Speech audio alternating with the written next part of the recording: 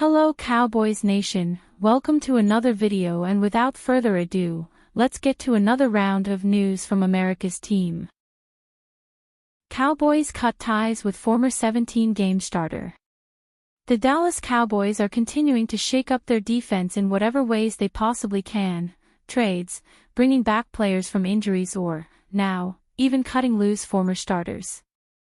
The Cowboys parted ways with former 17-game starter and inside linebacker Damone Clark on Tuesday, November 18, just one day after a 33-16 win over the Las Vegas Raiders on Monday Night Football, in which the defense looked competent for the first time this season, and with Clark out of the lineup.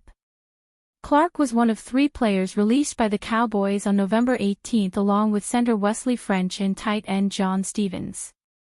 Clark was in his fifth season with the Cowboys, who drafted him in the fifth round, number 176 overall, out of LSU in the 2022 NFL Draft.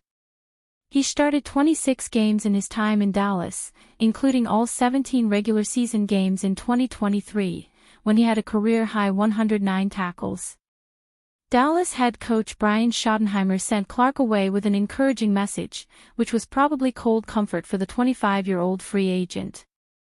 "I told him your career is just getting started," Schottenheimer told Joseph Hoyt of the Dallas Morning News. "Sometimes change is good. I really believe that.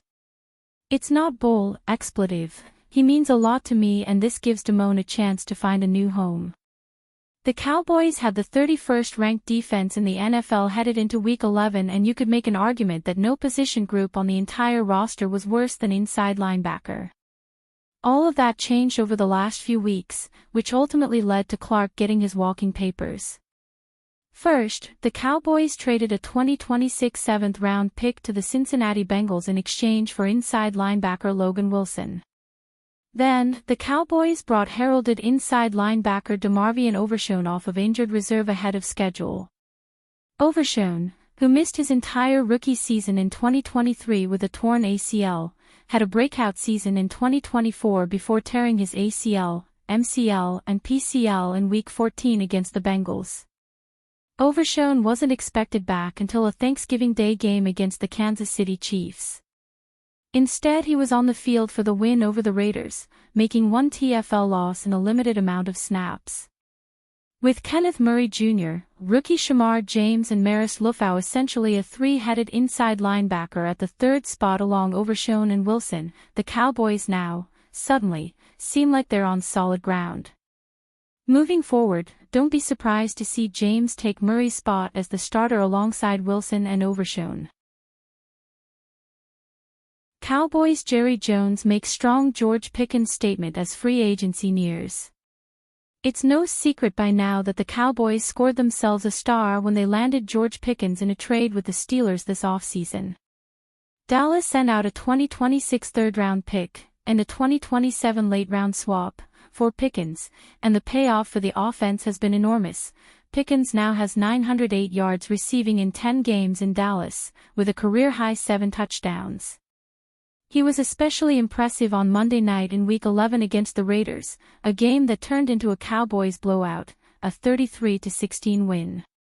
Pickens caught 9 passes for 144 yards and a touchdown on the night, the third time he has cracked the 100-yard mark for Dallas this season. And of course, every time that Pickens puts forth a big game, it raises the question: the Steelers were willing to give him up because they did not want to pay him when he hits free agency next offseason.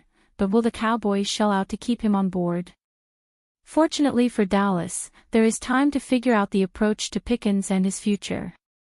Cowboys owner Jerry Jones is ultimately the decider when it comes to his star receiver's future, and Jones's comments after Week 11 did catch some attention. He had unusually descriptive praise of Pickens. "Pickens was, I've never seen a performance like that," Jones said when asked about the play of Pickens and CeeDee Lamb. "It was poetic the way that he was making those moves out there and doing it. It was like he was in an opera or something going on out there. A ballet. But I am proud for both them, they played really outstanding today." As it stands, Pickens will be with the Cowboys through the rest of the year, with 3 possible outcomes ahead, all of which would yield some positives for the team going forward. The Cowboys could, and most likely will, use the franchise tag on Pickens, paying him $28 million to stay on board next year. The Cowboys could give Pickens a long-term contract, that would be another outcome, but using the tag would allow them to keep Pickens for one more season at a relative bargain price. Or, the Cowboys could simply let Pickens walk, which is not ideal given the way he has fit with the offense. But it would produce a compensatory draft pick, so the Cowboys would not lose him empty-handed. Cowboys legend has suggestion to replace defensive coordinator Matt Eberflus. After 9 weeks of struggling on defense, the Dallas Cowboys went into their bye week and added more talent. The Cowboys picked up defensive tackle Quinnen Williams in a trade with the New York Jets and linebacker Logan Wilson in a deal with the Cincinnati Bengals. They made their debut on Monday Night Football in Week 11, as did linebacker DeMarvion Overshown and cornerback Siobhan Revel Jr., who had been out with knee injuries for the first 10 games.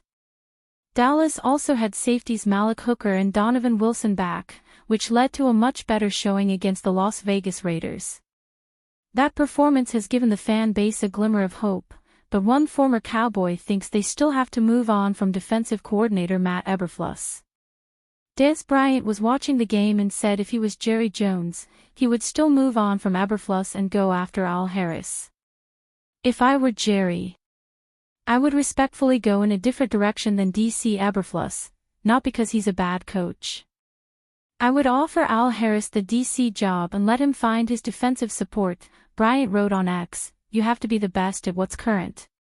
Harris joined Ben Johnson's staff this season, serving as the Chicago Bears defensive backs coach and defensive pass game coordinator. Before that, he spent 5 years coaching defensive backs in Dallas. During his tenure with the Cowboys, the Dallas secondary was among the most feared in the game. With him gone, they've been suspect, at best, while the Bears have the NFL interception leader in Kevin Byard. The veteran safety has 5 picks, but he's not the only one excelling in Chicago. Nashan Wright, a former Dallas draft pick, is right behind him with 4 interceptions. That's not a shock for Cowboys fans who watched as Harris helped Trayvon Diggs record 11 interceptions in 2021 and Darren Bland secure 9 interceptions and 5 pick-sixes in 2023.